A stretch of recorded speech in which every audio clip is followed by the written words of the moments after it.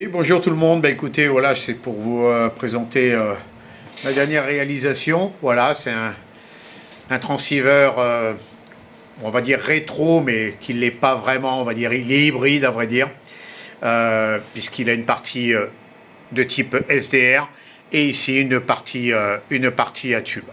Voilà, le tube est un 12, est une 12 V6 GT qui est alimenté en 12 volts en filament, à peu près entre 300 et 350 volts pour l'anode et entre 200 250 volts pour même 280 volts pour la tension écran. Voilà, c'est un tube qui, mine de rien, a fait ses preuves parce que nos anciens, quand ils ont commencé, qu'à l'époque où on fabriquait tous ces émetteurs et récepteurs, les émetteurs, c'était des émetteurs qu'on appelait de type novice, donc était souvent monotube. Donc à l'époque, il n'y avait que de la C-double ou de l'AM. Donc c'était ce type de tube permettait de faire de la C-double et de l'AM. Et donc il y a des milliers de radioamateurs de par le monde qui ont construit ce type d'émetteur. C'était mon premier émetteur dans les années, au tout début des années 80, même fin des années 70, début des années 80. Donc j'avais fabriqué un petit émetteur pareil, à tube, avec le même tube, exactement le même tube. Sauf que pour la partie réception, c'était pas un SDR à l'époque, c'était un vieux récepteur que j'avais acheté au domaine, un récepteur de la Marine nationale qui marchait très très bien. Mais bon, le truc, il pesait 50 kilos. Enfin, je sais plus, j'exagère, mais bon, il devait bien peser entre 20 à 25 kilos, quoi. Il était immense. Par rapport à l'émetteur, il était 10 fois plus gros, quoi. Donc voilà, ce projet est une gestation de 40 ans, parce que je me suis toujours promis que je reconstruirais ce type d'émetteur.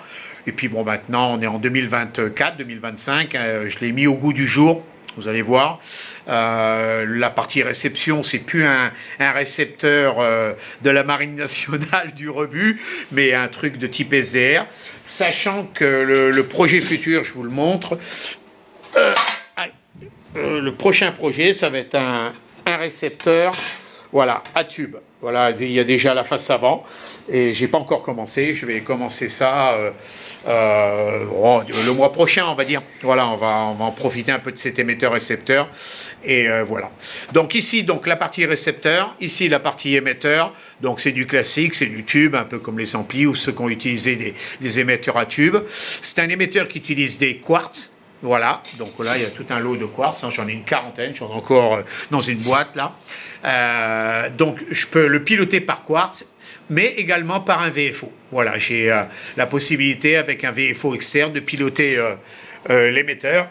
Donc voilà, le VFO, pareil, il faut que je le construise. Le code est codé, ce sera sur une base d'Arduino Nano avec un IC 5351, voilà, classique, un truc DDS VFO, sauf que je lui ajoute un buffer, un petit ampli, parce que pour alimenter ce type d'émetteur, il faut quand même un petit peu de patate, quoi. Donc voilà, pour à peu près... Si on peut avoir du 10 volts RMS, c'est pas mal, quoi. Voilà, voilà. Donc ici, les deux cadrans, c'est les cadrans pour monitorer la tension anode donc, et le courant anode, courant volt. Donc quand on passe oui, hop, tac, on est à 350 volts. Là, il n'y a pas de courant parce que je ne pompe pas avec le manip.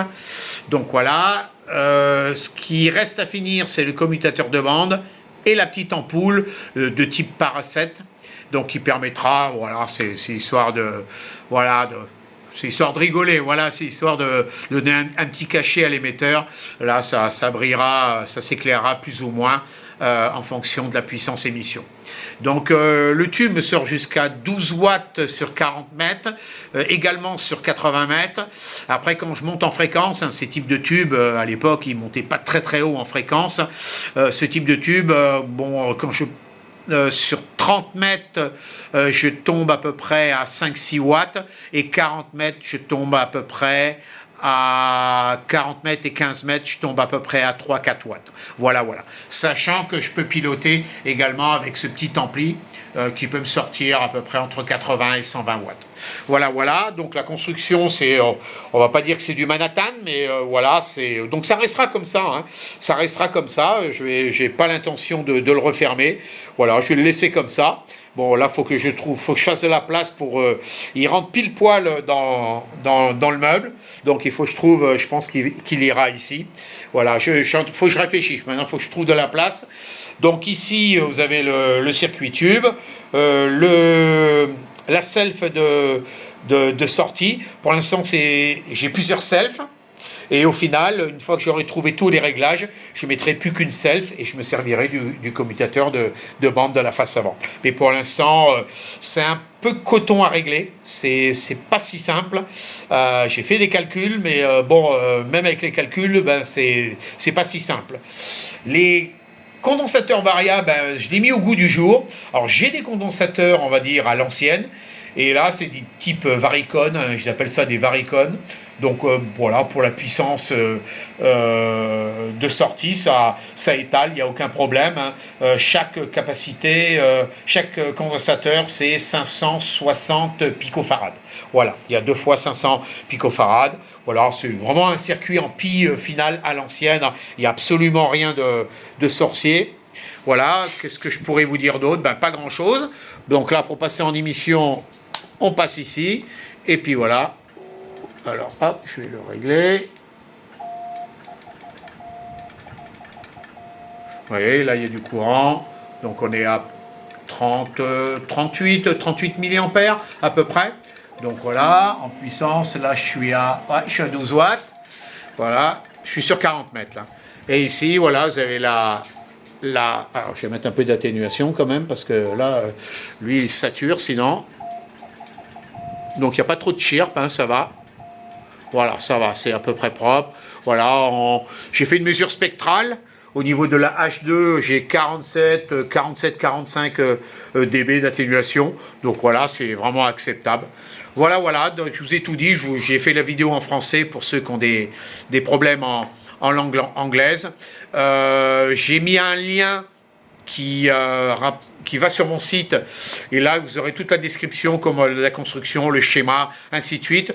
Vous aurez également le fichier Gerbert pour le support du tube. Enfin, il y aura tout, quoi. Bon, la page web est en construction. Là, je les finalise au fur et à mesure, parce que j'étais pas mal occupé pour finaliser tout ça. Et là, maintenant que j'ai tout en tête, eh ben, je vais finaliser ma page web, et puis voilà.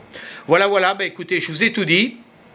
Et puis, ben, je vous dis à très bientôt sur l'air, avec, ben, pourquoi pas, ce petit émetteur-récepteur ici, Victor 85 NPV en QRT. 73 QRO à tous.